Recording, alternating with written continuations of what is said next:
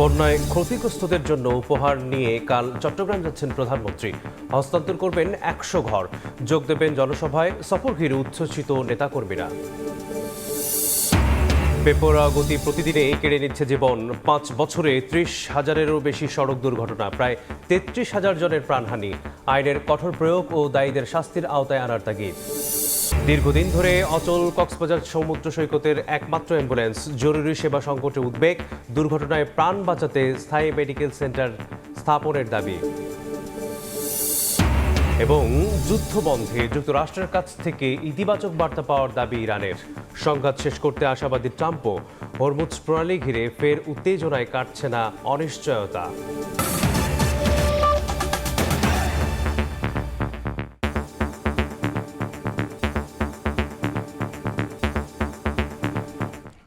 সকালে সবাই সঙ্গে আছি আমি মেসবাহুল আলী। ৫ বছরের আগেই বিরোধীরা সরকারকে ফেলে দিতে চায় বলে মন্তব্য করেছেন স্থানীয় সরকার মন্ত্রী মির্জা ফখরুল ইসলাম আলমগীর। বলেন, ফ্যাসিস্টের ভাষায় কথা বলছে একটি পক্ষ, যা গণতন্ত্রের সঙ্গে যায় না। শুক্রবার টেলিভিশন এডিটর্স কাউন্সিলের সেমিনারে এসব কথা বলেন বিএনপি মহাসচিব। এ সভায় তথ্য ও সম্প্রচার মন্ত্রী বলেন, টেকসই ও স্বাধীন গণমাধ্যম প্রতিষ্ঠায় দৃঢ় প্রত্যয় সরকার। দেশের বেসরকারি টেলিভিশন চ্যানেলগুলোর সম্পাদক ও সংবাদ প্রধানদের প্ল্যাটফর্ম টেলিভিশন এডিটর্স কাউন্সিলের আয়োজনে টেকসই গণতন্ত্রে গণমাধ্যমের ভূমিকা শীর্ষক সেমিনার শুক্রবার রাজধানীর একটি হোটেলে আয়োজিত সেমিনারে তুলে ধরা হয় সম্পাদকীয় স্বাধীনতার পূর্ণ নিশ্চয়তা সহ 10 দফা নীতিগত প্রস্তাব। টেলিভিশন নীতি নির্ধারকরা বলেন, গণতন্ত্র ও গণমাধ্যম একে অন্যের পরিপূরক। নির্ভয়ে সত্য তুলে ধরা, ক্ষমতার জবাবদিহিতা নিশ্চিত করাই টেকসই গণতন্ত্রে গণমাধ্যমের প্রকৃত শক্তি। কোনো রাজনৈতিক, প্রশাসনিক বা বাণিজ্যিক চাপের বাইরে থেকে সংবাদ মাধ্যম যেন জনস্বার্থে স্বাধীনভাবে কাজ করতে পারে, সেই পরিবেশ রাষ্ট্রকে নিশ্চিত করতে হবে। গণমাধ্যম হলো গণতন্ত্রের অন্যতম প্রধান স্তম্ভ। রেললাইনের দুটি লাইন যেমন একসঙ্গে সমানতালে চললে একটি ট্রেনকে নিরাপদে সঠিক গন্তব্যে পৌঁছে দেয়, তেমনি গণতন্ত্র এবং গণমাধ্যমও পারস্পরিক সহযোগিতা ও নির্ভরশীলতার মাধ্যমে একটি রাষ্ট্রকে সুশাসন, ন্যায় বিচার, উন্নয়নের পথে এগিয়ে নিয়ে যায়। সেমিনারে তথ্য ও সম্প্রচার মন্ত্রী বলেন, বর্তমানে গণমাধ্যমের উপর কোনো গোয়েন্দা চাপ নেই। টেকসই ও স্বাধীন গণমাধ্যম প্রতিষ্ঠায় সরকার আন্তরিক। সরকারের পক্ষ থেকে, মাননীয় প্রধানমন্ত্রীর পক্ষ থেকে আস্থা নিয়ে বলতে চাই যে আমরা খুব দ্রুত এরকম একটি টেকসই এবং গতিশীল, দায়িত্বশীল, সর্বোচ্চ স্বাধীনতা ভোগকারী গণমাধ্যম প্রতিষ্ঠা করতে দৃঢ় প্রতিজ্ঞ। সরকারকে চোখে চোখে রাখা আর নির্ভয়ে সত্য তুলে ধরার পাশাপাশি গণমাধ্যমের দায়িত্বশীল ভূমিকা প্রত্যাশা করেন স্থানীয় সরকার মন্ত্রী। আমরা সবাই চাই যে আমরা একটা চমৎকার একটা গণমাধ্যম থাকবে, সেই গণমাধ্যমের মধ্য দিয়ে আলোচনা, সমালোচনা সবকিছু হবে। এখন কেউ তো আপনাকে তুলে নিয়ে যাবে না, বায়না ঘরে দিয়ে দেবে না। Write the truth. বিরোধী দলের বক্তব্য কতটা গণতান্ত্রিক সে প্রশ্ন তোলেন বিএনপি মহাসচিব। 5 মাসও হয়নি এই সরকারের, এখনই বলছি যে সরকার ব্যর্থ। এ থেকে আপনি গণতন্ত্রের কোন জায়গায় ফেলবেন? রাস্তায় নেমে আমরা বলছি যে সরকার ব্যর্থ, এই মুহূর্তে পদত্যাগ করতে হবে। আমরা বলছি যে 5 বছর যেতে দেবো না, একদম ফ্যাসিস্ট ভাষায়, আওয়ামী লীগের ভাষায় কথা বলা হচ্ছে, হাসিনার ভাষায়, যে 5 বছর যেতে দেবো না, আগেই শেষ করে দেবো। এই ভাষাগুলো তো গণতন্ত্রের ভাষা না। আপনি পার্লামেন্টে আসেন, জুলাই সনদ নিয়ে কথা আছে, গণভোট নিয়ে কথা আছে, এগুলো পার্লামেন্টেই সমাধান করা যায়। গ্যাসের সংকট বিএনপি সরকারের তৈরি নয় দাবি করে মির্জা ফখরুল বলেন, বিএনপিকে সবসময় ধ্বংসস্তূপের ওপর সরকারের দায়িত্ব নিতে হয়েছে। যে সমস্ত দেশগুলোতে গণতন্ত্র আছে। ফারুক ভিয়া, রবিন, সময় সংবাদ, ঢাকা। দেশের মানুষ গণহত্যাকারীদের রাজনীতি করার সুযোগ দেবে না বলে মন্তব্য করেছেন স্বরাষ্ট্রমন্ত্রী। বলেন, কার্যক্রম নিষিদ্ধ আওয়ামী লীগ অস্থিরতা সৃষ্টির পায়তারা করছে। আইনমন্ত্রী বলেছেন, শেখ হাসিনা দেশে ফিরলেই আইন অনুযায়ী কারাগারে যাওয়া ছাড়া আর কোনো সুযোগ নেই। দেশের মাটিতেই তার বিচার হবে বলে জানিয়েছেন ভূমি প্রতিমন্ত্রী। শুক্রবার সকালে চট্টগ্রাম প্রেস ক্লাবে জুলাই বিপ্লব ও আজকের বাংলাদেশ শীর্ষক আলোচনা সভায় অংশ নেন ভূমি প্রতিমন্ত্রী মীর মোহাম্মদ হেলাল উদ্দিন। এ সময় তিনি বলেন, বিশেষ কোনো আদালত নয়, প্রচলিত আইনে বিচার হবে দণ্ডিত পলাতক শেখ হাসিনার।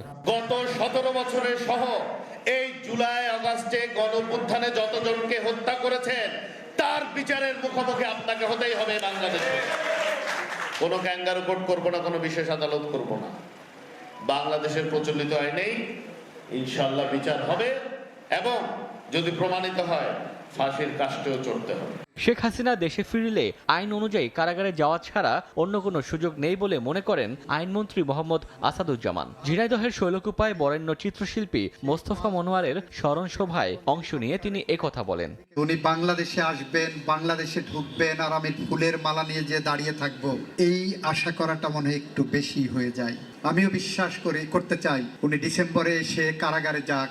এদিকে কক্সবাজারে এক অনুষ্ঠানে স্বরাষ্ট্রমন্ত্রী সালাহ উদ্দিন আহমেদ বলেন, কার্যক্রম নিষিদ্ধ আওয়ামী লীগ দেশে অস্থিরতা সৃষ্টির পায়তারা করছে। গণহত্যাকারীদের রাজনীতি করার কোনো সুযোগ দেবে না দেশের মানুষ। তারা চেষ্টা করছে বাংলাদেশে কোনো অস্থিরতা সৃষ্টি করা যায় কিনা, এগুলো বাংলাদেশের মানুষ কখনো গ্রহণ করবে না।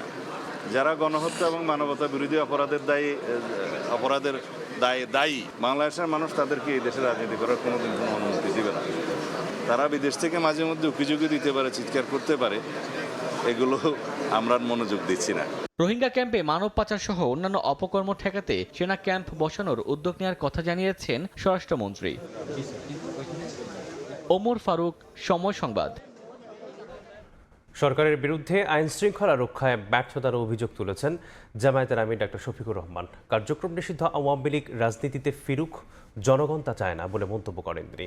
এদিকে এনসিপির আহ্বায়ক নাহিদ ইসলাম বলেছেন, জুলাই সনদ বাস্তবায়নের মাধ্যমে দেশ পরিচালনা না হলে ফ্যাসিস্ট সরকারের মতো বিএনপি সরকারও ব্যর্থ হবে। শুক্রবার রাজধানীর মিন্টু রোডে বিরোধী দলীয় নেতার সরকারি বাসভবনে জুলাই গণ অভ্যুত্থানের ওপর স্থিরচিত্র প্রদর্শনীতে যোগ দেন এনসিপির আহ্বায়ক ও সংসদের বিরোধী দলীয় চিফ হুইপ নাহিদ ইসলাম সহ দলটির শীর্ষ নেতারা। পরে সংবাদ সম্মেলনে নাহিদ ইসলাম বলেন, জুলাই সনদ বাস্তবায়নের মাধ্যমে দেশ পরিচালনা না করলে ফ্যাসিস্ট সরকারের মতো ব্যর্থ হবে বর্তমান সরকারও। শক্তি প্রয়োগের মাধ্যমে ক্ষমতায় টিকে থাকতে ক্যাম্পাসগুলোকে ফ্যাসিস্ট সরকারের মতো সন্ত্রাসের অভয়ারণ্যে পরিণত করা হচ্ছে। যদি কাঠামোগত সংস্কার না করা হয় এই সরকারও স্বৈরাচারী হবে এবং তাদের ভিতর সেই প্রবণতা আছে। ইতিহাসেও আমরা দেখেছি তারা একটা ব্যর্থ আওয়ামী লীগ হওয়ার চেষ্টা বিভিন্ন সময় করেছে, পারে নাই, জনগণের প্রতিরোধের মুখে পড়েছে। এই রাজনৈতিক সংস্কৃতি পরিবর্তন হবে না যদি গোড়ায় আমরা পরিবর্তন না করি। দেশের শান্তি শৃঙ্খলা রক্ষায় সরকারকে আরো সক্রিয় হওয়ার আহ্বান জানিয়েছেন জামায়াতের আমির ডাক্তার শফিকুর রহমান। বাগেরহাট সার্কিট হাউসে মতবিনিময়ে তিনি বলেন, জনগণ চায় শেখ হাসিনাকে ফিরিয়ে এনে বিচারের আওতায় আনা হোক। দেশের শান্তি শৃঙ্খলা রক্ষার দায়িত্ব কিন্তু সরকারি দলের, দায়িত্বশীল ভূমিকা তাদেরকেই সবচেয়ে বেশি পালন করতে হবে। এই দিক থেকেই সর্বকালে সর্বযুগের সব সময় ভায়োলেশন হয়। তার উপরে যে রায় হয়েছে, আরো যে বিচারিক প্রক্রিয়া অপেক্ষমান আছে, সেগুলা তাকে ফেস করতে দেওয়া উচিত। জামায়াত আমির বলেন, আওয়ামী লীগ এখনই রাজনীতিতে আসুক, এটা জনগণ চায় না।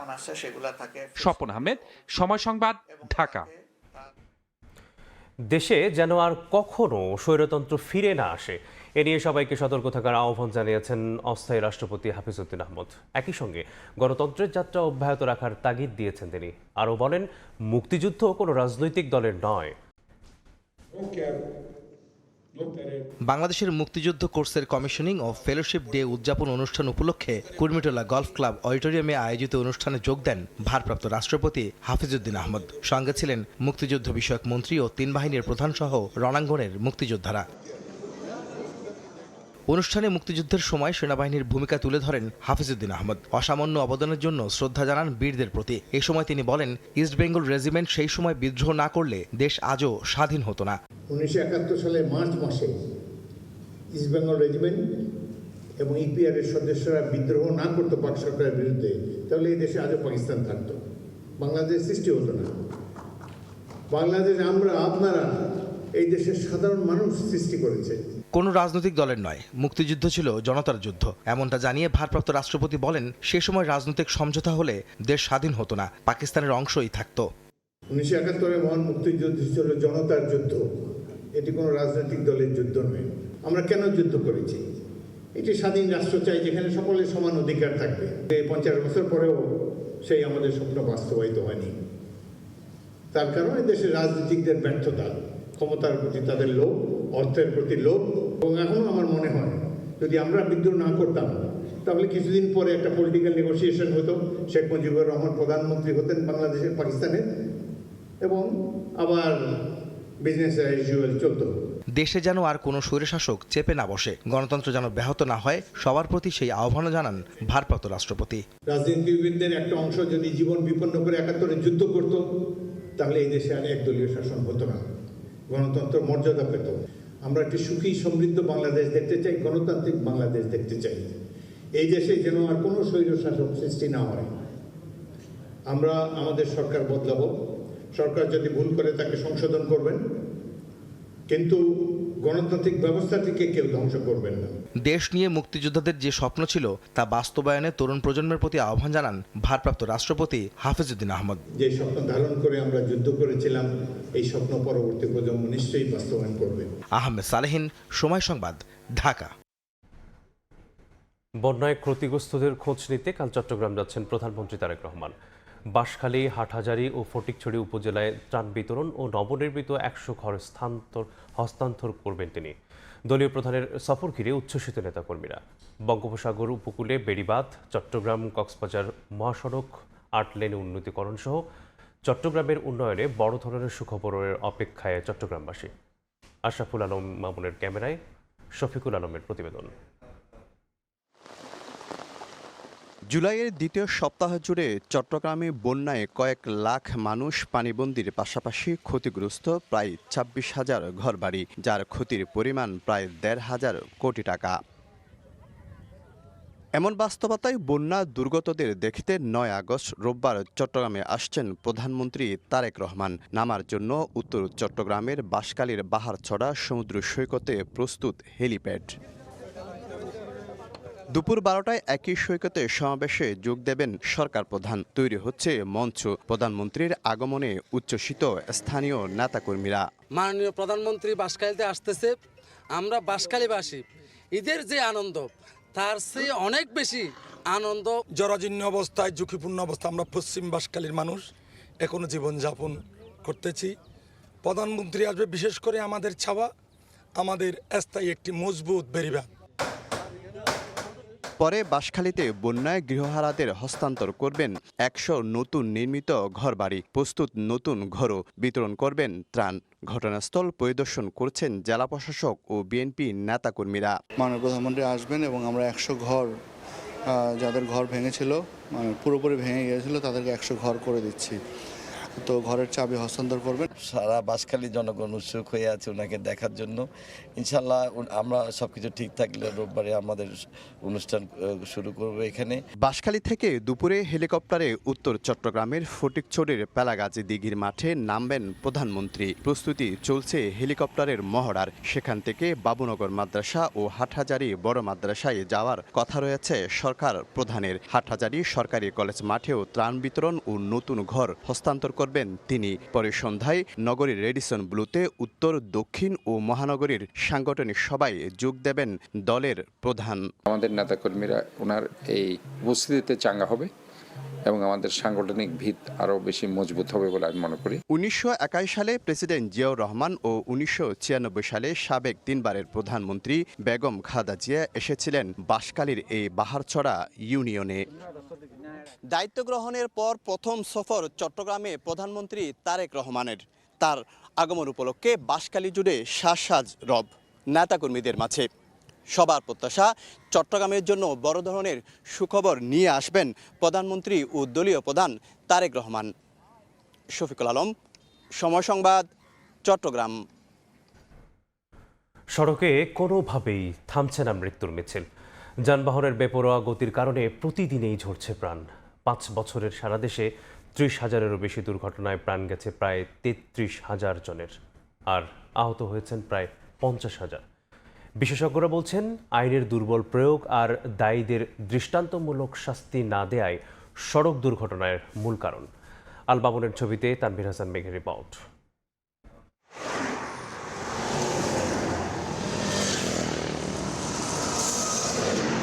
দেখে মনে হবে সবাই যেন রেসিং প্রতিযোগিতায় ব্যস্ত। চালকেরা প্রতিনিয়ত তাড়া করছেন একে অপরকে। সড়ক ও মহাসড়ক বেঁধে নির্ধারিত গতিসীমার তোয়াক্কা করছে না কেউ। অনেক ক্ষেত্রেই এর অনিবার্য পরিণতি দুর্ঘটনা। বিশেষজ্ঞরা বলছেন নিয়ন্ত্রণহীন গতি ছাড়াও মোটরসাইকেল ও ইজি বাইকের অবাধ চলাচল, ব্যাটারি চালিত রিকশা ব্যাপকভাবে বেড়ে যাওয়া, সড়কের নির্মাণ ত্রুটি, উল্টো পথে যানবাহন চলা, অদক্ষ চালক সহ বিভিন্ন কারণ রয়েছে সড়ক দুর্ঘটনার। মেইনলি হলো ওভারটেকিং এর জন্য অ্যাক্সিডেন্ট হয়, স্পিডে চলার কারণে হইতাছে। মাঝজন্য সঠিক ড্রাইভারের গাড়ি দিয়ে চালায় না, একটা গাড়ি ড্রাইভার স্পিডে চালাইতেছে, অটো রিক্সা অল্লগে পাল্লাতে চলে। তবে সড়ক দুর্ঘটনা সম্পর্কে যানবাহন চালকদের মধ্যে রয়েছে মিশ্র প্রতিক্রিয়া। এক কোম্পানি যদি দুইটা গাড়ি থাকে তে কার আগে কে পারাপারি করে স্পিডে চালায়। এক রোডে বিভিন্ন গতির গাড়ি চলে, প্রাইভেট যারা আছে ওরা হাইওয়েতে উঠলে এক্সপ্রেসওয়েতে উঠলে ওরা রেস খেলে। মোটরসাইকেল আমার গাড়ির স্পিড 80, ওকে কিনে টানতে আছে 60, কিন্তু ওরে হরেন দিল আরো মাঝে চাপে। বর্তমানে নসিমন, করিমন, বটবডি এগুলো বাসে গাড়ি পড়ে জায়গা ব্যাপক পরিমাণ অটো চলে, কেউ কিছু বলার মতো নাই, যেই বলবেন সেই নেতা। সবাই যেন রেসিং প্রতিযোগিতায় নেমেছে।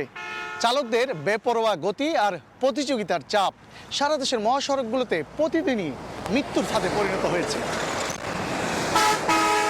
পরিসংখ্যান বলছে গেল 5 বছরে সারা দেশে 30,000-এরও বেশি সড়ক দুর্ঘটনায় প্রাণ হারিয়েছেন প্রায় 33,000 মানুষ, যার 1/3 মোটরসাইকেল আরোহী, আর আহত হয়েছেন প্রায় 50,000। অন্যদিকে দুর্ঘটনার ধরন বিশ্লেষণ করলে দেখা যায় সবচেয়ে বেশি 39.04% দুর্ঘটনা ঘটেছে নিয়ন্ত্রণ হারিয়ে। আবার যেখানে আঞ্চলিক সড়কের দুর্ঘটনার সংখ্যা 37.05%, মহাসড়কে তা 35.25%। জবাবদিহিতার ঘাটতি আছে। এই বিশেষজ্ঞ বলছেন দায়ীদের উপযুক্ত শাস্তি না হওয়া সড়ক দুর্ঘটনার প্রতিরোধে ব্যর্থতার অন্যতম প্রধান কারণ। সড়ক দুর্ঘটনার পরে যিনি দায়ী, যে ব্যক্তি বা যে প্রতিষ্ঠান, তাদের কোনো শাস্তি হয় না, দায়সারাভাবে তারা চাকরি করে। এইটা থেকে আমাদের বেরোতে হলে পারে সংশ্লিষ্ট প্রতিষ্ঠানগুলোকে জবাবদিহিতা আনতে হবে, তাদের সক্ষমতা বাড়াতে হবে, প্রাতিষ্ঠানিক এবং কাঠামোগত সংস্কার করতে হবে। এই বিশেষজ্ঞ আরও মনে করেন দায়ীদের উপযুক্ত শাস্তি না হওয়ায় গড়ে উঠেছে আইনের প্রতি বুড়ো আঙ্গুল দেখানোর সংস্কৃতি। তানভীর হাসান মেঘ, সময় সংবাদ, ঢাকা। দেশের দীর্ঘতম সমুদ্র সৈকত কক্সবাজারে প্রতিদিন ভিড় করেন হাজারো পর্যটক, কিন্তু দুর্ঘটনা বা জরুরি অসুস্থতায় দ্রুত চিকিৎসা সেবা পাওয়ার সুযোগ সীমিত।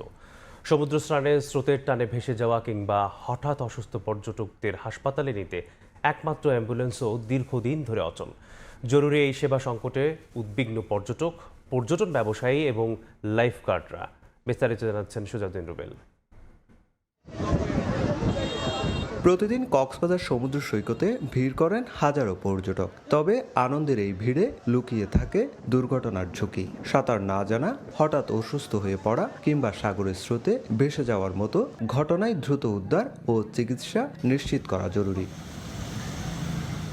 কিন্তু দুর্ঘটনার পর সেই জরুরি সেবাই এখন বড় সংকটে। সৈকতের একমাত্র অ্যাম্বুলেন্সটি দীর্ঘদিন ধরে অচল, অযত্নে নষ্ট হচ্ছে এর যন্ত্রাংশ।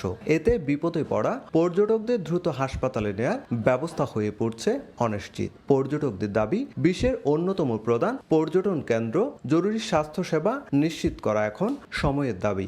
দুর্ঘটনা হইতেই পারে, দ্রুত হাসপাতালে নেওয়ার জন্য ব্যবস্থা গ্রহণ করা খুবই জরুরি একটা ব্যাপার। পর্যটকদের সেবা দেওয়ার মতো তেমন পর্যাপ্ত কোনো অনুষঙ্গ নেই বললেই চলে। সরকারের অবশ্যই এদিকে দৃষ্টিপাত করা উচিত যে এত পর্যটক, এত এখান থেকে একটা বড় রাজস্ব আদায় হয়, এই অ্যাম্বুলেন্সটা জানি সচল হয়। লাইফগার্ড সংস্থা বলছে সৈকতে স্থায়ী মেডিকেল সেন্টার, সার্বক্ষণিক অ্যাম্বুলেন্স ও দ্রুত রোগী পরিবহনের ব্যবস্থা নিশ্চিত করা গেলে অনেক দুর্ঘটনায় বাঁচানো সম্ভব হবে মূল্যবান প্রাণ। কক্সবাজার বিচে একটি স্বাস্থ্য সেবা স্থায়ীভাবে দরকার, যেখানটায় সমস্ত জরুরি সেবাগুলো থাকবে এবং বিশেষ করে ড্রাউনিং এর জন্য বলে এবং হার্টের জন্য বলে যদি কোনো কিছু দরকার হয়, এগুলো যেন প্রশিক্ষিত একজন চিকিৎসক যেন সার্বক্ষণিক এখানটায় থাকেন, সেই সেবাটি খুবই দরকারি। তবে অচল অ্যাম্বুলেন্স সচলের উদ্যোগ নেয়ার কথা জানিয়েছেন জেলা প্রশাসক। এমার্জেন্সি বেসিসে এটা রিপেয়ার করবো, যাতে যে পর্যটকরা আসে কোথাও কখনো যদি কোনো দুর্ঘটনা ঘটে তাৎক্ষণিকভাবে যেন তাদেরকে হাসপাতালে আনার ব্যবস্থা করা যায়, এই সেবাটা যেন আমরা দিতে পারি। লাইফগার্ডদের দেয়া তথ্য অনুযায়ী গত 12 বছরে কক্সবাজার সৈকতে পানিতে নেমে 79 জনের মৃত্যু হয়েছে। জীবিত উদ্ধার করা হয়েছে 1044 জনকে। সুজাউদ্দিন রুবেল, সময় সংবাদ, কক্সবাজার। 2 বছরে রেলওয়ের লাভজনক রুট হয়ে উঠেছে কক্সবাজারের রেলপথ। মাত্র 4 জোড়া ট্রেন মাসে যাত্রী পরিবহন করছে 3 লাখের বেশি। ট্রেনের সংখ্যা বাড়িয়ে চলতি বছর 5 লাখ এবং আগামী 1 বছরের মধ্যে প্রতি মাসে 10 লাখ যাত্রী পরিবহনের লক্ষ্যমাত্রা নির্ধারণ করেছে রেলওয়ে পূর্বাঞ্চল। সবশেষ ঢাকা থেকে চট্টগ্রামের উদ্দেশ্যে ছেড়ে আসা মহানগর এক্সপ্রেসের যাত্রাপথ বিস্তৃত করা হচ্ছে কক্সবাজার পর্যন্ত। শাখত ত্রিপুর ক্যামেরায় বিস্তারিত জানাচ্ছেন কমল দে। পর্যটকদের ব্যাপক আগ্রহের পাশাপাশি অতিরিক্ত যাত্রী চাপ সামাল দিতে ঢাকা চট্টগ্রাম কক্সবাজার রুটে চলাচলকারী কক্সবাজার এক্সপ্রেস প্রতিদিন কমপক্ষে 23টি বগিতে দুবারের যাত্রায় 2500-র বেশি যাত্রী বহন করছে। এমনকি যান্ত্রিক জটিলতা এড়াতে লাগানো হয়েছে দুটি পাওয়ার কার। মাসে গড়ে এ ট্রেন যাত্রী বহন হচ্ছে অন্তত 65,000। একই পরিস্থিতি একই রুটের পর্যটক এক্সপ্রেসও। এ ট্রেনের প্রতি যাত্রায় 21টি বগিতে দুবারের যাত্রী থাকছে অন্তত 2300 জন। মাসে 60,000 যাত্রী বহন হয় এ ট্রেনে, অথচ সাধারণ ট্রেনে 16টি বগিতে যাত্রী বহন করা হয় 900 জন।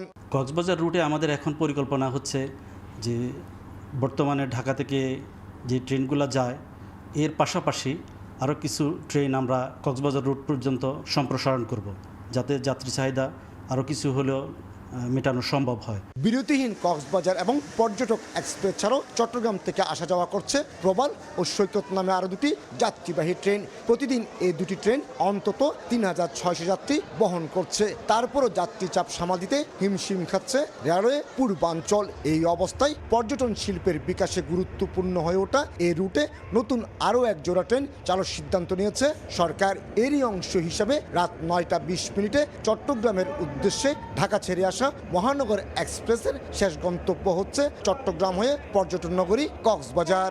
আরেকটা ঢাকা থেকে ট্রেন, সেটাকে আমরা এক্সটেন্ড করে যেটা কক্সবাজারে নিয়ে যাব, এবং কোচ এবং ইঞ্জিন প্রকিউর করা প্রক্রিয়াধীনে আছে। এগুলি পেলে আমরা পর্যাপ্ত সংখ্যক ট্রেনের ব্যবস্থা করব, যাতে সারা দেশের যাত্রীরা যেতে পারে। চট্টগ্রাম থেকে কক্সবাজার সড়ক পথের 159 কিলোমিটার দূরত্ব অতিক্রমে সময় লাগছে 4 থেকে 6 ঘন্টা। তার বিপরীতে 151 কিলোমিটার দূরত্বের রেলপথের সময় মাত্র 3 ঘন্টা। একই সঙ্গে বিপজ্জনক বাঁকের কারণে সড়ক পথের দুর্ঘটনা এড়িয়ে রেলপথের ভ্রমণ নিরাপদ করতে আরও বেশি ট্রেন চালুর দাবি স্থানীয়দের। রেলপথকে যদি কার্যকর করতে হয়, তাহলে রেলপথের যে সার্ভিস, রেলপথের সংখ্যা, রেলের সংখ্যা বাড়াতে হবে। বাড়ালে আমি মনে করি যে এই যে প্রতিনিয়ত যে দুর্ঘটনা হচ্ছে, মানুষ নিরীহ মানুষজন মৃত্যুবরণ করছে, এখান থেকে দেশকে আমরা রক্ষা করতে পারবো। রেলওয়ের প্রাথমিক হিসেব অনুযায়ী বর্তমানে দুটি বিরতিহীন এবং দুটি লোকাল ট্রেনের মাধ্যমে প্রতি মাসে যাত্রী বহন হচ্ছে 3.5 লাখ। নতুন করে মহানগর এক্সপ্রেস যুক্ত হলে তা ছাড়িয়ে যাবে 4 লাখে। এই অবস্থায় আগামী বছর নাগাদ ট্রেনের সংখ্যা বাড়িয়ে 10 লাখ যাত্রী পরিবহনের লক্ষ্য জানালেন পূর্বাঞ্চলের মহাব্যবস্থাপক। আগামী বছরের মধ্যে আরও নাম্বারস অফ ট্রেন বাড়াতে পারবো কক্সবাজারে, এবং আমরা ক্রমান্বয়ে এটা 10 লাখ যাত্রীতে নিয়ে যাব। 2023 সালের 1 ডিসেম্বর বাণিজ্যিক যাত্রা শুরু করা এই কক্সবাজার রুটের ট্রেনের মাধ্যমে 100 কোটি টাকা রাজস্ব আদায় করছে রেলওয়ে পূর্বাঞ্চল। ঢাকা চট্টগ্রামের পর চট্টগ্রাম কক্সবাজার রেলপথ এখন বাংলাদেশ রেলের ব্যস্ততম রুট হিসেবেই চিহ্নিত। বর্তমানে এই রুটে প্রতি মাসে যাত্রী পরিবহন হচ্ছে অন্তত 3.5 লাখ। এই বছরের মধ্যে তা পৌঁছাবে 5 লাখে, এবং আগামী বছর নাগাদ অন্তত 10 লাখ যাত্রী পরিবহন করতে চায় বাংলাদেশ রেলওয়ে। কমল দে, সময় সংবাদ, চট্টগ্রাম। নোয়াখালীতে মেঘনার চর দখল নিয়ে প্রায় সংঘর্ষে জড়াচ্ছে একাধিক সন্ত্রাসী বাহিনী। বনের গাছ কেটে সেই গাছ দিয়েই নিজ নিজ বাহিনীর সীমানা নির্ধারণ করেন তারা। সীমানার ভেতর গরু মহিষ ঢুকলে জরিমানা আদায় করছে সন্ত্রাসীরা। টাকা না দিলে রাখালদের উপর নির্যাতন করা হচ্ছে বলে অভিযোগ উঠেছে। এছাড়া খাস জমি বিক্রি করে অর্থ হাতিয়ে নিচ্ছে দুর্বৃত্তরা। অবৈধ দখলদারদের বিরুদ্ধে ব্যবস্থা নেওয়ার আশ্বাস দিয়েছেন প্রশাসন। সাইফুল্লাহ কামরুলের তথ্য এবং মোহাম্মদ ইয়াসিনের ছবিতে রিপোর্ট। মেঘনার বুকে জেগে ওঠা নোয়াখালীর চর আতাউরের তমরুদ্দিন ইউনিয়নের পশ্চিমে অবস্থিত। চরটির বড় অংশ বন বিভাগের নিয়ন্ত্রণাধীন।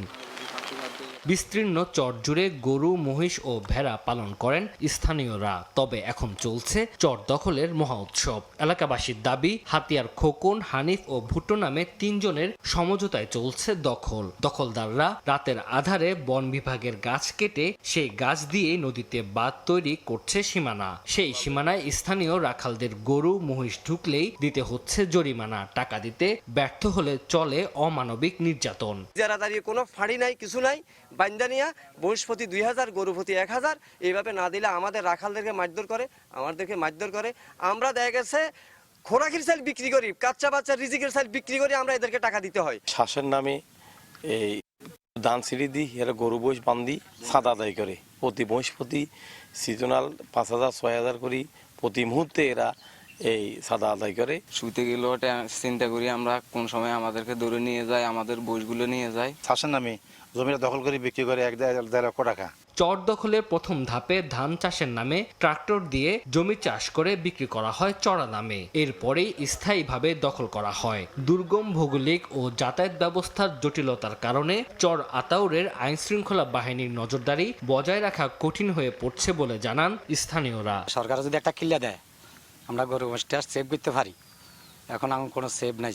সরকারি জমি দখলকারীদের বিরুদ্ধে ব্যবস্থা নেওয়া হবে বলে জানিয়েছেন জেলা প্রশাসক। নতুন যে চরগুলো সরকারের নিয়ম অনুযায়ী ভূমিহীন পরিবারের মাঝে দণ্ডমুক্ত দেওয়ার যে বিধান রয়েছে, সেটি যাতে বাস্তবায়ন করা হয় সে লক্ষ্যে আমরা কার্যক্রম গ্রহণ করব। গত 3 দশকের নোয়াখালীর হাতিয়ার মেঘনার বুকে ছোট বড় মিলিয়ে জেগে উঠেছে প্রায় 30টিরও বেশি চর। এর মধ্যে 2025 সালের ডিসেম্বরে নোয়াখালীর হাতিয়ার মেঘনায় জেগে ওঠা জাগলার চর দখলকে কেন্দ্র করে দুই পক্ষের সংঘর্ষে প্রাণ হারিয়েছেন 6 জন। সময় সংবাদ, নোয়াখালী। বন্যা ও পাহাড়ি ঢলের প্রভাবে বান্দরবানের কুহালং এলাকায় হেলে পড়েছে সেতু। বিকল্প না থাকায় ঝুঁকিপূর্ণ সেতু দিয়ে প্রতিদিনই চলাচল করছেন হাজারো মানুষ। উৎপাদিত কৃষিপণ্য পরিবহন এবং বাজারজাতকরণে পোহাতে হচ্ছে চরম ভোগান্তি। বরাদ্দ সাপেক্ষে ক্ষতিগ্রস্ত সেতু নির্মাণের আশ্বাস এলজিইডির। বিস্তারিত জানাচ্ছেন এনে জাকির। বন্যা ও পাহাড়ি ঢলে হেলে পড়েছে সেতু, দেবে গেছে পাটাতন। তবু ঝুঁকিপূর্ণভাবে প্রতিদিন চলাচল করছে মানুষ ও যানবাহন। বান্দরবান সদরের ক্যামলং পাড়ার সেতু দিয়ে চলাচল করে 6টি পাড়ার 10,000 মানুষ। 2023 সালের বন্যায় সেতুটি আংশিক ক্ষতিগ্রস্ত হলেও সংস্কার করা হয়নি। সাম্প্রতিক বন্যা ও পাহাড়ি ঢলে সেতুটি একেবারে চলাচলের অনুপযোগী হয়ে পড়েছে। কিন্তু বিকল্প না থাকায় ঝুঁকি নিয়েই প্রতিদিন সেতু পার হচ্ছে বাসিন্দারা। এমনকি কৃষিপণ্য পরিবহন ও বাজারজাতকরণ এবং অসুস্থ রোগী হাসপাতালে নিতেও পোহাতে হচ্ছে ভোগান্তি। তাই দ্রুত সেতুটি মেরামত করা না হলে যে কোনো সময় দুর্ঘটনায় প্রাণহানির আশঙ্কা স্থানীয়দের। মেইন রাস্তা বন্ধ করে ভিতরে যদি উন্নত হয়, এখানে যদি সামনে দিয়ে রাস্তা তৈরি করা হয়, কোনো তো লাভ আছে বলে আমি মনে করি। ব্যবসা বাণিজ্য করি, সেই জন্য এদিকে যাতায়াত করতে হয়, সেই জন্য আমাদের অনেক কষ্ট হয়। যখন বর্ষাকালে আমাদের সবাই করে বিচ্ছিন্ন হয়, এটা সরকারের কাছে অনুরোধ এই ব্রিজটা যেন সুন্দরভাবে ওই করে। তবে বরাদ্দ পেলে ক্ষতিগ্রস্ত সেতুটি দ্রুত নির্মাণ করা হবে জানায় এলজিইডি। টেন্ডার অনুমোদন হয়েছে এবং ঠিকাদারও নির্বাচন করা হয়েছে। শীঘ্রই কাজটি শুরু হবে বলে আশা করছি। সেতুটি দিয়ে প্রতিদিন 2 থেকে 3 হাজার মানুষ যাতায়াত করে। এনএ জাকির, সময় সংবাদ, বান্দরবান। নির্মাণের 2 দশকেও কোনো সংস্কার বা মেরামত করা হয়নি চাঁদপুরের মতলব উত্তরের 2টি আশ্রয়ণ প্রকল্পের ঘর। ঝড় বৃষ্টিতে মানবেতর জীবনযাপন করছেন বাসিন্দারা। এ ব্যাপারে প্রয়োজনীয় উদ্যোগ নেয়ার আশ্বাস জেলা প্রশাসকের। নাইমুল ইসলাম নীরবের ক্যামেরায় ফারুক আহমদের রিপোর্ট। নেই বসতঘর, তাই খোলা আকাশের নিচে রান্নার কাজ করছেন গৃহবধূ মরিয়ম বেগম। বসতঘরেরও বেহাল দশা। তার মতো মরিচিয়া পড়া বসতঘরে মানবেতর জীবনযাপন করতে হচ্ছে অসহায় পরিবারগুলোকে। চাঁদপুরের মতলব উত্তরের বেলতলি ও জহিরাবাদ এলাকায় 2টি আশ্রয়ণ প্রকল্পের এমন দশা। ভুক্তভোগীরা জানান 2 দশক আগেই নির্মাণ হওয়ার পর কোনো সংস্কার হয়নি ঘরগুলো। ঘর থাকতে পারি না, মনে করো ঘরের ভিতরে আর হুমান পানি হয়ে থাকে। বৃষ্টি এলে চৈতলে গিয়া পোলা পাইলে থাকি। ঘরে খাতা বলে যা সব ভিজে জায়গা, বই খাতা লইলে সব ভিজে জায়গা, পড়তে পারি না। বাথরুমটার মধ্যে যাওয়ার কোনো পরিবেশ নেই। সরকার যদি সহযোগিতা করতো তা আমরা চলে ফিরে খাইতে পারতাম। শতাধিক পরিবারের দুর্ভোগ লাঘবে উদ্যোগ নেওয়ার কথা জানান জেলা প্রশাসনের শীর্ষ কর্মকর্তা। আশ্রয়ণ প্রকল্পগুলো আসলে বিভিন্ন সময় করা হয়েছে, তো এর মধ্যে কিছু ঘর আছে বেশ পুরানো, আর আবার এমন কিছু ঘর আছে যেখানে মানুষজন থাকে না। তো আমরা সবগুলো নিয়ে একটা ডেটাবেস তৈরি করার চেষ্টা করছি। যাদের ওখানে কর্মসংস্থান বা বাজারের সমস্যা আছে, আমরা সেগুলো একসাথে একটা সমন্বিত ব্যবস্থা নেওয়ার চেষ্টা করছি। আশ্রয়ণ প্রকল্প দুটোতে শতাধিক পরিবার বসবাস করে। ফারুক আহমদ, সময় সংবাদ, চাঁদপুর। আবহাওয়া পরিবর্তনে চাঁদপুরের হাসপাতালে বাড়ছে রোগীর সংখ্যা। বেশিরভাগই জ্বর, সর্দি, কাশিতে আক্রান্ত। এ নিয়ে বিস্তারিত জানাতে চাঁদপুর জেনারেল হাসপাতালে আছেন সহকর্মী ফারুক আহমদ। সরাসরি যাচ্ছি তার কাছে। ভরা বর্ষা, তার মধ্যে কিন্তু ঋতুর একটা বৈচিত্র্যতা লক্ষ্য করা গেছে, যে কারণে আসলে নানা রকম রোগ ব্যাধিতে আক্রান্ত হয়েছেন শিশুসহ নানা বয়সী মানুষজন। বিশেষ করে শিশুরা এই মুহূর্তে পেটের পীড়া, জ্বর বা অন্যান্য যে উপসর্গগুলো আছে, বিশেষ করে হাম, সেই হামের প্রাদুর্ভাব বেশ বেড়েছে। চাঁদপুর 250 শয্যা বিশিষ্ট যে হাসপাতালটি আছে, সেই হাসপাতালে এই মুহূর্তে আমরা যদি বলতে পারি হামের রোগী অনেক বেড়েছে। যেখানে 25টি শয্যা আছে হামের জন্য বিশেষায়িত যে শয্যাগুলো আছে, সেখানে এখন 56 জন শিশু আছে যারা হামে আক্রান্ত, এবং এটি একটি চাঁদপুরের বলা যেতে পারে যে চিকিৎসকদের জন্য একটা মাথা ব্যথার কারণ হয়ে দাঁড়িয়েছে। কারণ রোগীর চাপ বেড়ে যাওয়াতে তারা কিন্তু সেই রোগীদের নিয়ে একটা হিমশিম পরিস্থিতির মধ্যে পড়েছেন। বলা যেতে পারে যে শুধু হাম নয়, হঠাৎ করে কিন্তু ডেঙ্গু আক্রান্ত রোগীর সংখ্যাও বাড়ছে। অর্থাৎ এই মুহূর্তে আমরা যদি বলি চাঁদপুর 250 শয্যা বিশিষ্ট হাসপাতালে 4 জন ডেঙ্গু রোগী আছে। আর সাধারণ যে ওয়ার্ডগুলো আছে, বিশেষ করে শিশু, নারী বা অন্যান্য কার্ডিয়াক যে ওয়ার্ডগুলো আছে, সেখানে কিন্তু উপচে পড়া রোগীর একটা চাপ আমরা লক্ষ্য করেছি, যেটি আসলে চাঁদপুর 250 শয্যা বিশিষ্ট হাসপাতালে এই যে জনবল আছে, সেই জনবল নিয়ে আসলে কর্তৃপক্ষকে সামাল দেওয়াটা অনেক কঠিন হয়ে দাঁড়িয়েছে বলে জানিয়েছেন হাসপাতালে যিনি তত্ত্বাবধায়ক আছেন ডাক্তার AKM মাহবুবুর রহমান। তিনি বলেছেন আসলে এই মুহূর্তে শুধু হাসপাতালে নির্ধারিত যে শয্যাগুলো আছে, সেই শয্যার বাইরেও যেই করিডোর আছে, বিশেষ করে যে বারিন্দা আছে, সেখানে কিন্তু তিনি বিশেষ ব্যবস্থায় রোগীদের আসন অর্থাৎ শয্যাগুলো তিনি স্থাপন করেছেন, এবং রোগীরা যেন কোনো রকম দুর্ভোগের শিকার না হয় সেই বিষয়গুলো তিনি দেখভাল করছেন। তার সঙ্গে একটি কথা বলেছেন যে আসলে যারা রোগী আছে তাদের সঙ্গে কিন্তু তাদের রোগীদের যে স্বজন আছে, সেই স্বজনদের একটা চাপও আছে। অর্থাৎ একজন রোগীর সাথে কিন্তু 2-3 জন, এমনকি 4 জন রোগীর স্বজনও তারা হাসপাতালে ভিড় করছে। এ নিয়ে আসলে একটা বিড়ম্বনার মধ্যে পড়তে হচ্ছে হাসপাতাল কর্তৃপক্ষকে। তো শেষ যে তথ্যটি জানিয়ে রাখি যে চাঁদপুরে গত 24 ঘন্টায় কিন্তু 14 জন হামে আক্রান্ত শিশু ভর্তি হয়েছে, তার মধ্যে মাত্র 1 জন ছাড় পেয়েছে, সুস্থতা নিয়ে ফিরেছে। আর সবশেষ যে তথ্য, এখন 56 জন শিশু যারা এখন চিকিৎসা নিচ্ছে চাঁদপুর 250 শয্যা বিশিষ্ট হাসপাতালে, কেবলমাত্র হামে আক্রান্ত হয়ে। এই ছিল আমার কাছে চাঁদপুর 250 শয্যা বিশিষ্ট জেনারেল হাসপাতাল থেকে স্বাস্থ্য নিয়ে সবশেষ তথ্য। সহকর্মী ফারুক আহমদ যুক্ত ছিলেন চাঁদপুর থেকে। দেখছেন সকালের সময়, সঙ্গেই থাকুন। দেখছেন সকালের সময়। দেশের বাইরের খবর। যুদ্ধ বন্ধে যুক্তরাষ্ট্রের কাছ থেকে ইতিবাচক বার্তা পেয়েছে ইরান। দ্রুত যুদ্ধ শেষ হওয়ার বিষয়ে আশাবাদী মার্কিন প্রেসিডেন্ট ডোনাল্ড ট্রাম্পও। তবে হরমুজ প্রণালীতে উত্তেজনা আর পাল্টাপাল্টি হুমকিতে পরিস্থিতি এখনও অনিশ্চিত। ইরান কোনো চাপে নতি স্বীকার করবে না বলে সাফ জানিয়ে দিয়েছেন দেশটির প্রেসিডেন্ট মাসুদ পেজিশকিয়ান। অবশেষে যুদ্ধবন্ধে যুক্তরাষ্ট্রের কাছ থেকে ইতিবাচক বার্তা পেয়েছে ইরান। তবে এই মুহূর্তে ট্রাম্প প্রশাসনের চেয়ে ওমানের সঙ্গে আলোচনাতেই বেশি গুরুত্ব দিচ্ছে তেহরান। দেশটির উপপররাষ্ট্রমন্ত্রী জানান, হরমুজ প্রণালীর সীমানা ও নৌ চলাচল নিয়ে মাস্কটের সঙ্গে সমঝোতার পরই ওয়াশিংটনের সঙ্গে আলোচনা এগিয়ে নেওয়া সম্ভব। দ্রুত যুদ্ধ শেষ হওয়ার বিষয়ে আশাবাদী যুক্তরাষ্ট্রের প্রেসিডেন্ট ডোনাল্ড ট্রাম্পও। বলেন, ইরানের সঙ্গে চলমান সংঘাত শিগগিরই শেষ হবে এবং হরমুজ প্রণালী নিয়ে চুক্তিও খুব কাছাকাছি। তবে একই সময়ে মার্কিন অস্ত্রের মজুদ নিয়ে চাপের কথাও স্বীকার করেছেন ট্রাম্প। নির্দিষ্ট কিছু অস্ত্রের মজুদ তুলনামূলকভাবে কম বলে জানান তিনি। ইরানের প্রেসিডেন্ট মাসুদ পেজিশকিয়ান বলেন, তেহরান যুদ্ধ চায় না, তবে কোনো চাপ বা জবরদস্তির কাছে নতি স্বীকার করবে না বলেও জানিয়ে দেন তিনি। আরও বলেন, ইরানের সামরিক তৎপরতা কেবল প্রতিরক্ষা সক্ষমতা ও জাতীয় নিরাপত্তা নিশ্চিত করার জন্য।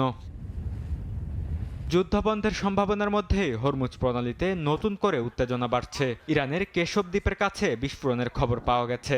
একই সময়ে তেহরানের পার্লামেন্টে হরমুজে নৌ চলাচল নিয়ন্ত্রণে নতুন আইন নিয়ে আলোচনা শুরু হয়েছে। এতে যুক্তরাষ্ট্র ইসরায়েলের মতো শত্রু ভাবাপন্ন দেশের নৌযান চলাচলে নিষেধাজ্ঞা এবং নিয়ম ভঙ্গকারীদের জরিমানার প্রস্তাব রয়েছে। এরই মাঝে হরমুজে বাণিজ্যিক জাহাজ চলাচল স্বাভাবিক রাখতে সাময়িক চুক্তির খসড়া চূড়ান্ত পর্যায়ে নিয়ে এসেছে ইরান ও ওমান। বরকতুল্লাহ, সময় সংবাদ।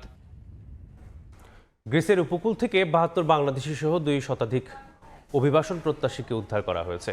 লিবিয়া থেকে গ্রিসে অনুপ্রবেশের সময় ইউরোপীয় সীমান্তরক্ষী একটি সংস্থা তাদের উদ্ধার করে। এসব অভিবাসন প্রত্যাশীদের গ্রিসের একটি বন্দরের অস্থায়ী আশ্রয়কেন্দ্রে রাখা হয়েছে। ইউরোপের স্বপ্ন যেন মহামারী আকার ধারণ করেছে। জীবনের ঝুঁকি নিয়ে ভূমধ্যসাগর পাড়ি দিয়ে গ্রিসের দক্ষিণাঞ্চলে পৌঁছায় ৪০ অভিবাসন প্রত্যাশী। ইয়েরা পেত্রার দক্ষিণ পূর্ব উপকূলে তাদের বহনকারী নৌকাটি শনাক্ত করে ইউরোপীয় সীমান্তরক্ষী সংস্থা ফ্রন্টেক্সের একটি বিমান। পরে কোস্টগার্ড ও একটি মাছ ধরার নৌকার সহায়তায় তাদের নিরাপদে বন্দরে নেওয়া হয়। এরপর শুরু হয় নিবন্ধন ও পরিচয় যাচাইয়ের প্রক্রিয়া। শুক্রবার এক প্রতিবেদনে বিষয়টি জানায় মিডল ইস্ট মনিটর। ওই ঘটনার মাত্র কয়েক ঘন্টা আগেই দুটি নৌযান থেকে উদ্ধার করা হয় আরও ১১২ জনকে। প্রথম নৌযানে ছিলেন ৫৬ জন, যাদের মধ্যে ৩১ জন সুদানের এবং ২৫ জন বাংলাদেশের নাগরিক। দ্বিতীয় নৌযানেও ছিলেন ৫৬ জন, তাদের মধ্যে ৪৭ বাংলাদেশি এবং ৯ মিশরীয় নাগরিক ছিলেন। গ্রিসের দক্ষিণের দ্বীপ ক্রিটে সাম্প্রতিক সময় লিবিয়া থেকে অভিবাসন প্রত্যাশীদের প্রবেশ বেড়েছে। মাত্র ৪৮ ঘন্টার মধ্যে অন্তত ২০২ জন সেখানে পৌঁছেছেন বলে জানিয়েছে স্থানীয় সংবাদ মাধ্যম। নতুন করে যাওয়া সবাইকে হেরাক্লিয়ন বন্দরের অস্থায়ী আশ্রয় কেন্দ্রে নেওয়া হয়েছে। এতে দ্বীপটির প্রশাসন ও অভ্যর্থনা কেন্দ্রগুলোর উপর বাড়ছে চাপ। এদিকে আগের একটি উদ্ধার অভিযানে ৫০ জন অভিবাসন প্রত্যাশীকে পাচারের অভিযোগে দক্ষিণ সুদানের ১৬ বছর বয়সী এক কিশোরকে আটক করেছে গ্রিক কর্তৃপক্ষ। অভিবাসীদের জবানবন্দি অনুযায়ী লিবিয়ার তবরুক থেকে গ্রিসের উদ্দেশ্যে যাত্রায় নৌকাটি চালানোর অভিযোগ রয়েছে তার বিরুদ্ধে। এজন্য প্রত্যেক অভিবাসীর কাছ থেকে $১.৫ থেকে $২,০০০ পর্যন্ত নেওয়া হয়েছিল বলে দাবি করা হয়। নাদিম মারজান, সময় সংবাদ। মার্কিন প্রেসিডেন্ট ডোনাল্ড ট্রাম্পের প্রস্তাবিত হোয়াইট হাউসে বলরূপ নির্মাণে বাধা দিয়েছেন মার্কিন আপিল আদালত। আদালতের রায়ে বলা হয়, কংগ্রেসের অনুমোদন ছাড়া এই নির্মাণ কাজ চালানো যাবে না। একই সঙ্গে অবিলম্বে কাজ বন্ধ রাখার নির্দেশও দেওয়া হয়েছে। ঐতিহাসিক স্থাপনা সংরক্ষণকারীদের করা মামলার পর এই রায় আসে, যেখানে বলা হয় হোয়াইট হাউসে এত বড় একটি বলরুম নির্মাণের সিদ্ধান্ত নেয়ার এখতিয়ার কেবলমাত্র নির্বাহী বিভাগের নয়, বিষয়টি কংগ্রেসের অনুমোদন সাপেক্ষ। তবে আপিলের সুযোগ দিতে নিজেদের রায় ২ সপ্তাহের জন্য স্থগিত রেখেছেন আদালত। ফলে শেষ পর্যন্ত বিষয়টি মার্কিন সুপ্রিম কোর্ট পর্যন্ত গড়াতে পারে বলে ধারণা করা হচ্ছে। দেখছেন সকালের সময়। খেলার খবর। ডারউইনে প্রস্তুতি ম্যাচে হাতে চোট পেয়েছেন তাইজুল ইসলাম। অস্ট্রেলিয়ার বিপক্ষে প্রথম টেস্টের আগে তাকে নিয়ে কোনো ঝুঁকি নিতে চায় না টিম ম্যানেজমেন্ট। তাই প্রস্তুতি ম্যাচের দ্বিতীয় দিনে বিশ্রামে রাখা হয়েছিল টাইগার স্পিনারকে। এদিকে ক্রিকেট অস্ট্রেলিয়া একাদশের বিপক্ষে ৪ উইকেট নেয় বেশ আত্মবিশ্বাসী পেসার হাসান মাহমুদ। এশিয়ার বাইরের কন্ডিশনে পারফর্ম করার সূত্রটা জেনে গেছেন হাসান মাহমুদ। সুইং লাইন লেন্থে কাউন্টি আর ভিটালিটি ব্লাস্টে ইংল্যান্ড মাতিয়েছেন। এবার অস্ট্রেলিয়ার মাটিতেও নজর কাড়লেন। ডারউইনে ক্রিকেট অস্ট্রেলিয়া একাদশের বিপক্ষে প্রস্তুতি ম্যাচে ১৯ ওভারে ৪২ রান খরচায় ৪ উইকেটের বোলিং ফিগারটা টাইগার পেসারকে দিচ্ছে বাড়তি আত্মবিশ্বাস। লন্ডনেও ইউকের যে কন্ডিশন আছে এবং অস্ট্রেলিয়ার যে কন্ডিশন, দুটাকে আমি বলবো যে সিমিলার কন্ডিশন। সো আমি দুটাতেই বোলিং করে অনেক এনজয় করি এবং চেষ্টা করি যে লাইন মেনটেন করে সুইং যাতে থাকে এবং নতুন বলে যদি আর্লি উইকেট পাই, সো ওই মেন্টালিটি নিয়েই বোলিং করি। CA-11 এর টপ ও মিডল অর্ডারকে ভালোই চ্যালেঞ্জ জানিয়েছেন হাসান। বর্ডার গাভাস্কার ট্রফিতে বুমরাদের বিপক্ষে আগ্রাসী ব্যাটিং করে আলোচনায় আসা স্যাম কনস্টাসকেও বোকা বানিয়েছেন তিনি। তবে ভিন্ন অভিজ্ঞতা হয়েছে অভিষেকের অপেক্ষায় থাকা মুশফিক হাসানের। ৪ ওভার বোলিং করে ৩৮ রান দিয়ে উইকেট শূন্য ছিলেন এই পেসার। মুশফিক মূলত বোলিংয়ের সুযোগটা পেয়েছেন তাইজুলের চোটে। স্পিন ডিপার্টমেন্টের মূল সদস্যকে পর্যবেক্ষণে রাখা হয়েছে। ব্যাটিং করার সময় হাতে একটা বোলিং ফিগারে ব্যথা লাগছে, বল কন্টিনিউশন হয়েছে, তো তারপর থেকে আমরা ওইটাকে একটু ব্যান্ডেজ করে রাখছি, পুরো দিন রেস্টে রাখা হয়েছে, আবার অবজার্ভ করবো। ওদের ম্যানেজমেন্ট এবং আম্পায়ারদের সাথে কথা বলে বিসিক অপরচুনিটি যেন আমরা মুশফিককে দেখতে পারি এবং ওরা এগ্রি করে। বড় দলের বিপক্ষে নিয়মিত টেস্ট খেলার সুযোগ না পাওয়া নিয়ে আক্ষেপের কথা প্রায়ই শোনা যায় বাংলাদেশি ক্রিকেটারদের মুখে। হোমে টুকটাক খেললেও অ্যাওয়ে সিরিজের সুযোগ আসে না বললেই চলে। এবারই তো দীর্ঘ 23 বছর পর অস্ট্রেলিয়ার মাটিতে টেস্ট সিরিজ খেলতে গেছে বাংলাদেশ দল। স্টার্ক, কামিন্স, হ্যাজেলউডদের ভয়ানক পেস আক্রমণ আর স্মিথ, হেড, লাবুশেইনদের শক্ত ব্যাটিং লাইন আপের বিপক্ষে শান্তর দলকে নিয়ে উচ্চ আশা রাখা যাচ্ছে না। অস্ট্রেলিয়ান কন্ডিশনে নাহিদ রানাকে দিয়ে যা একটু হম্বিতম্বি দেখানোর লক্ষ্য ছিল, তাও ভেস্তে গেছে এই পেসারের ইনজুরিতে। তবুও সাম্প্রতিক বছরগুলোতে টাইগার পেস ইউনিটের সামগ্রিক উন্নতিতে মনের কোনায় ক্ষীণ আশা জমে আছে। ডারউইনের প্রস্তুতি ম্যাচে হাসান মাহমুদের বোলিং কিছুটা হলেও আশাবাদী করে তুলেছে সফররতদের। মাউন্ট মঙ্গানুয়ে নিউজিল্যান্ডের বিপক্ষে ঐতিহাসিক জয়ের স্মৃতিও যোগাচ্ছে অনুপ্রেরণা। তবে দেশের বাইরে ব্যাটিং ইউনিটের পরিসংখ্যান আর প্র্যাকটিস ম্যাচের পারফরম্যান্স কপালে চিন্তার ভাঁজ ফেলছে আবারও। এই সফরে এক মিরাজ ছাড়া এখন পর্যন্ত উল্লেখযোগ্য পারফরম্যান্স নেই আর কারো ব্যাটে। ক্রিকেট অস্ট্রেলিয়া একাদশের বিপক্ষে ব্যাকফুটে থাকলে স্টার্ক, কামিন্স, হ্যাজেলউড, লায়নদের সামনে কি দশা হবে তা ভেবেই টেনশনে পড়ে যাচ্ছেন সমর্থকরা। মাকসুম আলম খান, সময় সংবাদ। এ পর্যায়ে শীর্ষ সংবাদগুলো জানিয়ে দিচ্ছি আরেকবার। বন্যায় ক্ষতিগ্রস্তদের জন্য উপহার নিয়ে কাল চট্টগ্রাম যাচ্ছেন প্রধানমন্ত্রী। হস্তান্তর করবেন 100 ঘর, যোগ দেবেন জনসভায়। সফর ঘিরে উচ্ছ্বসিত নেতাকর্মীরা। বেপরোয়া গতি প্রতিদিনেই কেড়ে নিচ্ছে জীবন। 5 বছরে 30,000-এরও বেশি সড়ক দুর্ঘটনা, প্রায় 33,000 জনের প্রাণহানি। আইনের কঠোর প্রয়োগ ও দায়ীদের শাস্তির আওতায় আনা। এই ছিল সকালের সময়। এরপর আন্তর্জাতিক সময়ের সঙ্গে থাকবেন সহকর্মী তাজমিলা খান। ধন্যবাদ আলিফ। আন্তর্জাতিক সময় নিয়ে আসছে কিছুক্ষণ পর, সঙ্গে থাকুন সময়ের।